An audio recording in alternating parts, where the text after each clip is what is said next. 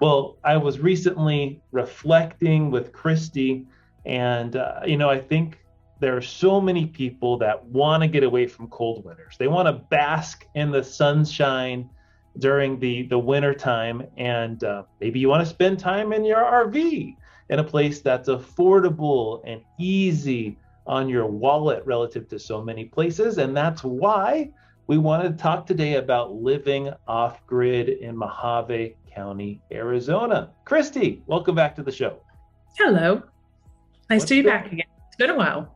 I know. Well, I've been reflecting on kind of what we do as a company. Like how are we adding value to the world, to our buyers? And I really thought of it as really a lot of what we do is helping people achieve the American dream, right? Of owning property. So many of our clients are first-time land buyers. Mhm. They're renting right now and they've saved up some bucks, and for the first time they're going to own something. Mhm. And maybe some of our folks are interested in going off grid. And if you look on our website, we have a lot of properties in Mohave County, Arizona, Mhm. which is an area that we love for this kind of purpose. And you were telling me some stuff I didn't know about some reasons why, it's great for off-grid living, someone wanting to get away from the city, which an awful lot of our folks certainly want to do. And now Yep. with things like Starlink and other services, it's really possible for people to live off grid now, easier than ever. So Definitely. I don't know if you want to share your screen or if you want to, talk through where is Mohave County first, so people are kind of familiar with it. Yeah. Do And you have a map pulled up? I don't have one, but I can pull one up quickly. Let's I see. don't, but Let me pull one real quick. I would say all of our properties listed now for sure, and mostly, I would say always, with maybe a few caveats, are also zoned ag and residential, which is another big one for people because, if you want to go off grid, maybe you want to have chickens and a cow and a goat or something. yeah. And a lot of counties might let you do the solar. They'll be cool with that, but you can't have, a goat. So Mhm. this county allows that also.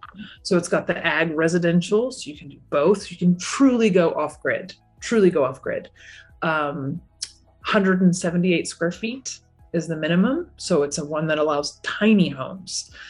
Most in Colorado don't really. I know we have a few there. Nevada's pretty good, but again, this is if you want a tiny home because maybe you want to Airbnb it, or maybe you just want to go every once in a while. You can do a tiny home. You can do a yurt home. You can do a container home. You can do an earth ship home. You can do all kinds of stuff that a lot of counties might not allow, and Mohave County does. And where RV. it's located here, for those that are listening, and not watching us, you want to Hmm. zoom out a little bit more here. It's Mohave County is in the northwestern corner of Arizona. So maybe you just want to type Mohave County up the left-hand corner there, Christy, just to show people the outline of it. So Vegas is very close to Mohave County. So in a lot of areas where we've had land, it's maybe an hour and a half from Vegas. Hmm. Bigger city being Kingman. You might have heard of Lake Havasu before. That's down in kind of the southwestern corner. The old London Bridge over there in Mhm. Lake Havasu City. So obviously Phoenix is what normally 2-3 hours from most of our Two places. and a half Maybe for 4. most of the properties. Yeah. Flagstaff's about 2 hours. There's a lot of big cities around, and Kingman is, I would say, on average for most of our properties, 30 to 45 minutes. And Kingman's really got anything you need. They have the Home Depot. They have all the big stuff that you would need. So it's really not a far drive. If you even want to build your own tiny home, you just drive to Home Depot 30 or 45 minutes away, get your stuff and back. It's not unreasonable to think you could do something yourself here pretty easily. So it's Absolutely. you kind of feel like you're in the middle of nowhere because you look around and you just see mountains and Joshua trees and that, but you just hop in the car and off you go. So Right. it's Well, really a good combination. And the solar's, not only is it allowed, but it would be a fantastic way to get your energy because they have about an average of 290 days a year of full sunshine. So you wouldn't even have to, you know, do much. You would just have your power. It's not like trying to do it somewhere where it's rainy and, oh gosh, it's rained for 3 days and I have to conserve energy. I can't do my wash yet. No, not a problem there. Just stick those panels up and forget them. How would you say, in terms of like off-gridding, the kind of stuff people can build here, how does this compare to other areas? By far one of the easiest. The biggest thing that to note would be they do require a septic system. So people often also ask, oh, are composting toilets allowed? Yeah, they are allowed, but you still have to have a septic. So Mohave County does require a septic. The ground perks very well because it's so sandy, so you won't have any trouble getting the septic system or having the perk test come back okay, but you will have to do one if you want to live there any more than 28 days. They do require a permit for that.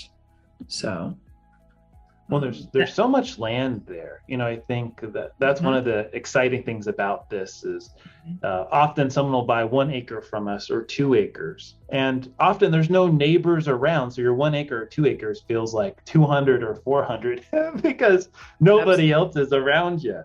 Absolutely. Yeah.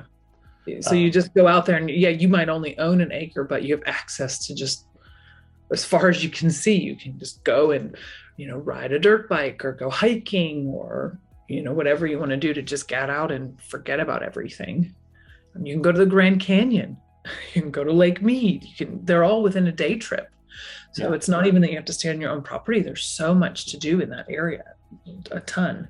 As far as water, so many people don't know about water delivery, and I'm guilty. I didn't know anything about it either until I started working with you and knowing that there were other things other than a well, because you just think, oh, I must drill a water well, and actually you don't have to drill. You can, and as far as Arizona goes, Mohave County is not bad. It's about an average of 400 to 600 feet, but it can, of course, depending on if you're on bedrock or whatever, it can go a lot deeper. But if you buy a property and you call a driller out and he says, oh gosh, you've got to drill 2,000 feet, it's going to cost X amount, you can just get water delivered. So you get it delivered to a cistern that then pumps into your house, and it's about $60 for 1,000 gallons of water. Wow. Good bit of water. And especially if you're already wanting to do the off-grid living and the tiny home living, you're not going to be using much. So 1,000 gallons could last a really long time. You don't have to get it delivered often, but it's another option. And we've seen people do tiny homes here, right? You know, container homes. Yep. Yurt, earth ships, all the, you know, quirky kind of homes that you might see on YouTube and be, I want that. You could probably do it in Mohave County. I mean, if you can think of it, they'll allow it. You have to get, you know, almost has to be safe. Right. But style wise, you can just go crazy and just be creative. And I think it does lend itself to more artsy people that want to go do something really unique, that don't want to have a cookie cutter house that looks like everybody else's. They want to just go do something super unique and funky in the desert, you know. Mojave's down with that. They like that too, so they'll let you do it. Another thing I would add as a good thing is obviously the weather. You know, when you look at the weather for our snowbird friends, you know, like in January, the average temperature is like 45, 50 degrees. February, it's like about the same, about 50 degrees-ish. It's a little cooler in the mornings there. You know, you can get frost. It can get down to a freezing temperature of like 32, but sun comes up, everything warms up, right? So it can get a little cool, but it doesn't stay that way like a lot of other places. Then in March, highs of 64, April 72. And now as you reach the summer, if you love the heat, great place to go to. Obviously, it does get hot being in the desert, which interestingly enough, the rain season can come And I would caution folks, as you look at our properties or any other place, that watch out for washes where those torrential rains, when it rains so hard, that can come like a river through people's places and get flash flooding. So as you look at properties, including ours, look for the washes. As with anything, it can be overcome. Like wetlands in Florida, you can overcome that, but it takes some investment to do so. You can overcome a wash in Arizona, but it just takes a little bit more money. You might have to elevate, your home that you're building out there. An earth home probably wouldn't be a good idea in a wash. It'll wash right away. All right. But good for water catchment if you have a wash nearby. So there's pros and cons. Absolutely. I love it. Awesome. And if someone's interested, Christy, they want to talk to you more. Yeah. So email me. So it's sales@genfamland.com. And then you can always call or text me. It seems like a lot of people don't like talking anymore. So they text me. Also, that's 971-248-6715. So I've always got my phone on me. So if I don't pick up, I'll call you back quick.